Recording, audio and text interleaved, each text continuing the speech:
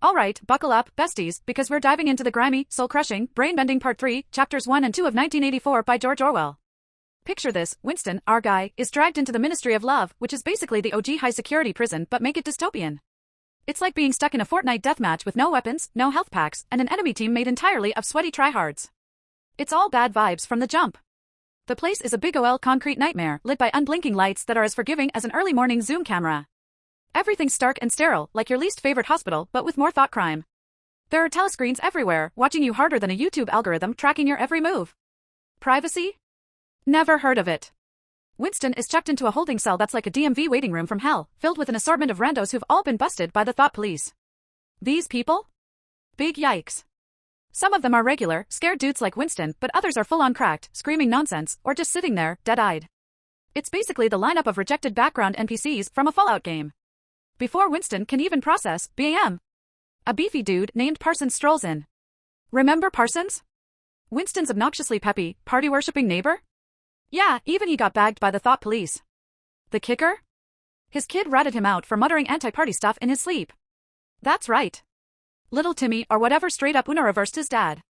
Honestly, betrayal hits different when it's your own kid. Parsons, being the good party simp he is, calls it justice and is all, thank Big Brother for catching me. Can't make this stuff up. Meanwhile, Winston's anxiety is spiking like he's low on stamina in Genshin Impact. He knows the hammer's about to drop, but when? And how? The waiting is worse than losing internet during a ranked match. Every little thing, the monotony, the anticipation, the robotic voices crackling orders through the telescreen, feels like mental torture.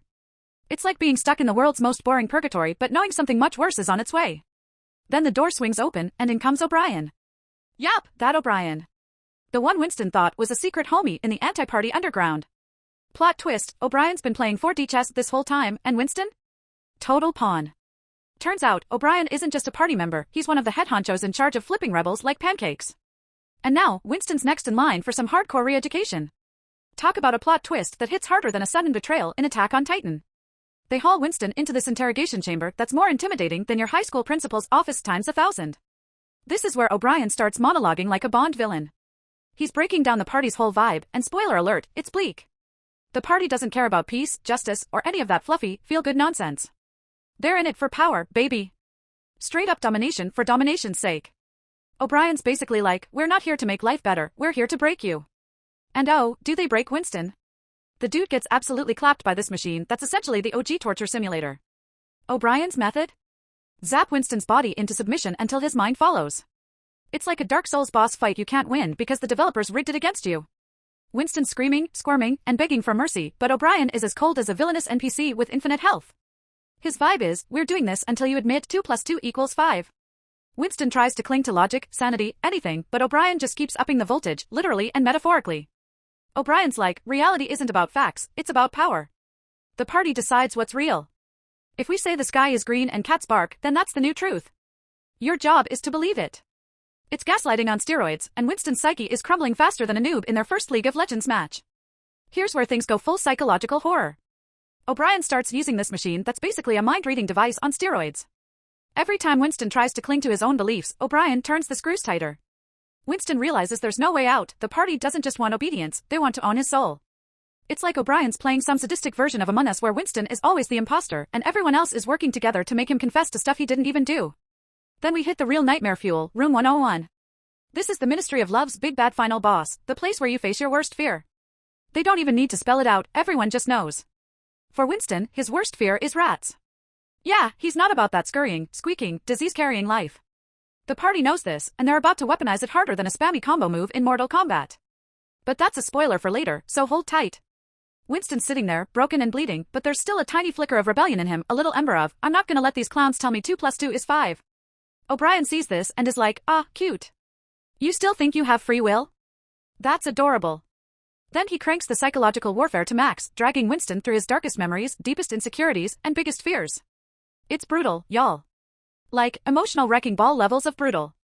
By the end of Chapter 2, Winston's not just physically beaten, his mind is Swiss cheese. He's questioning everything, truth, love, loyalty, even his own sanity. The party's whole goal is to grind him down to nothing, to rebuild him in their image. And honestly, it's working. O'Brien's like, we're gonna keep this up until there's nothing left of the old you. No love for Julia, no hatred for Big Brother, no sneaky little independent thoughts. Just total submission. So yeah, it's grim. The party's like that toxic ex who doesn't just want to win the breakup, they want to obliterate any shred of self-worth you ever had. Winston's trapped in a never-ending loop of pain and confusion, and O'Brien's standing over him like, GG, kid. Better luck, never. Stay tuned, though, because the endgame is coming. And trust me, it's about to get even darker. Like, final season of Breaking Bad mixed with the Red Wedding levels of dark. This is 1984, after all. Hope? What's that? Alright, squad, gather round. So, here's the tea on Winston in 1984, Part 3, Chapters 3 to 5, my dude is going through it. Picture this, Winston is stuck in the Ministry of Love, ironic name, right?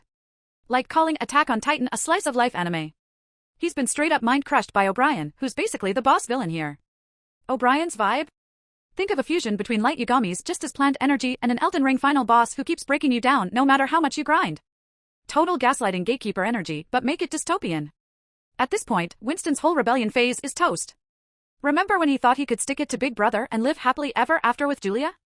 Nah fam, that was the prologue to the real drama.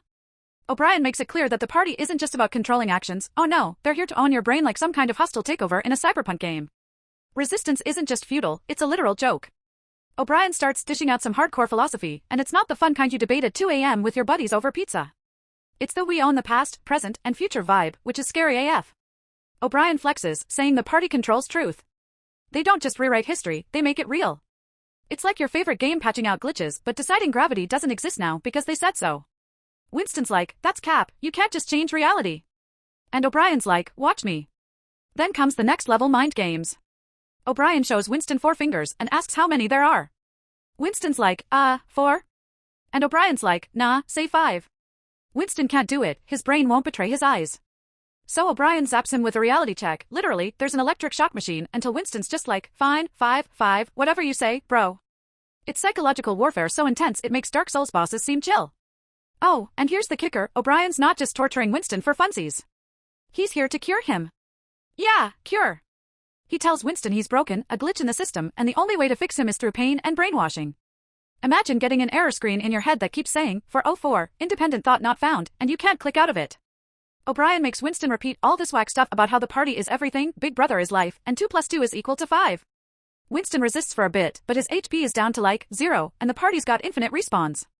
Oh, and remember Winston's little I'll never betray Julia energy? LOL, scratch that. O'Brien drags Winston through every layer of despair, telling him love and loyalty are dead concepts. The party's only goal is power, raw, unfiltered power. There's no good ending here, no redemption arc. Just straight nihilism. It's like the party is the One Ring, and everyone else is Gollum, doomed to destroy themselves trying to hold onto it. By Chapter 4, Winston's broken like a cheap controller after a rage quit session. He's physically and mentally wrecked, lying in a cell and reflecting on his new mission, loving Big Brother. Yep, the party's ultimate flex isn't just crushing rebellion, it's turning haters into stans.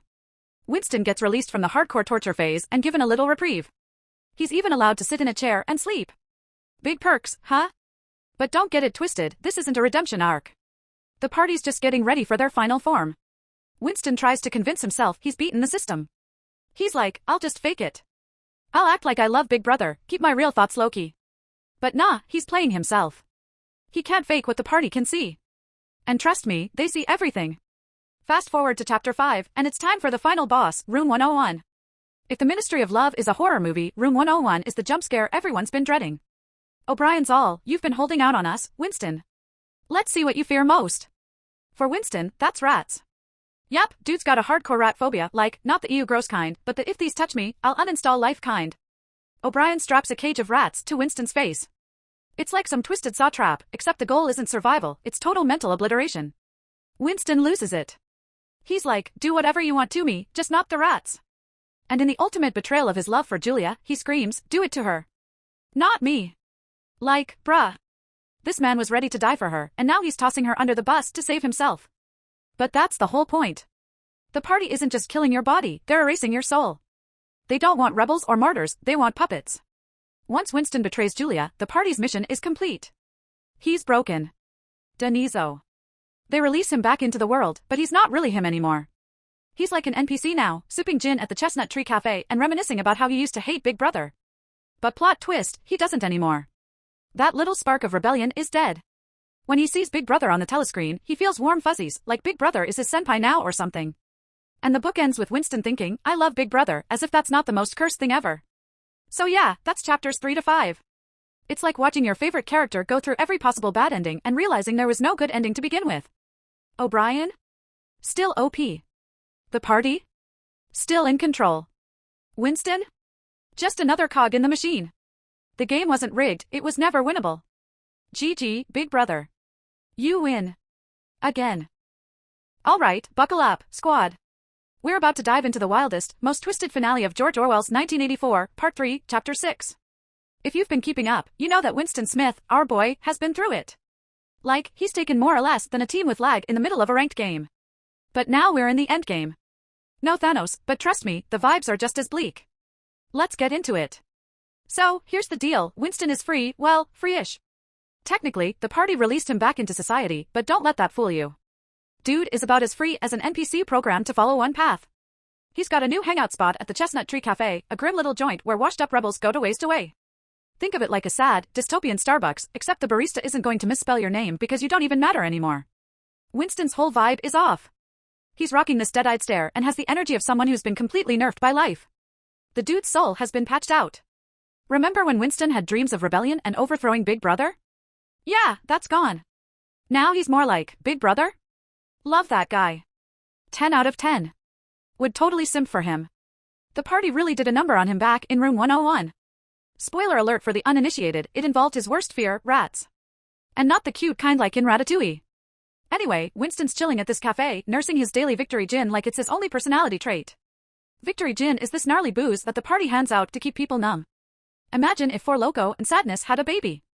He's playing chess too, but not in a cool, Hikaru Nakamura way. Nah, he's playing against himself, and let's just say he's not exactly Magnus Carlsen. The moves he makes are straight up depressing, just like his life. But wait, let me set the mood. The Chestnut Tree Cafe is always playing this one propaganda song that slaps way less than your favorite TikTok audios. It's called Under the Spreading Chestnut Tree, and the lyrics are basically about betrayal. You know, real feel-good stuff. Under the spreading chestnut tree, I sold you, and you sold me. It's like a remix of Winston's personal failings on repeat. Speaking of betrayals, let's talk about Julia. Winston's former flame. His ride-or-die partner in anti-party crime. Or at least, that's what they used to be. But the party crushed that love like an overripe grape. One day, Winston randomly runs into Julia on the street, and let me tell you, it's awkward. Like, more awkward than running into your ex at Walmart while you're wearing Crocs.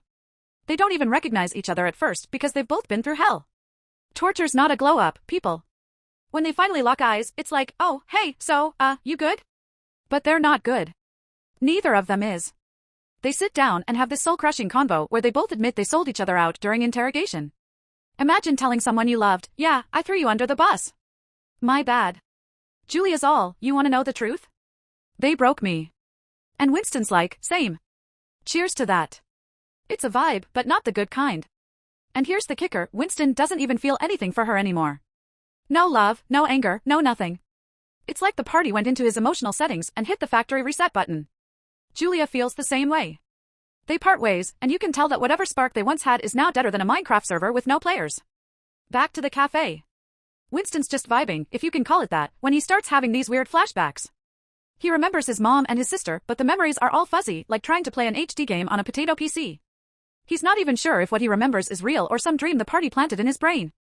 The dude's so messed up, he can't trust his own thoughts. Then, the big moment comes. The cafe's telescreen flashes with breaking news, Oceania has won some huge battle against Eurasia. The war machine's chugging along, and the party is hyping it up like it's the Super Bowl. The whole cafe erupts in cheers, and Winston's just sitting there, letting it wash over him. But here's the twist, he's genuinely excited. Like, he's caught himself slipping into the party's trap. This is where you realize the party didn't just break Winston's body. They broke his mind. Remember when he hated Big Brother with the fire of 1,000 suns? That's ancient history now.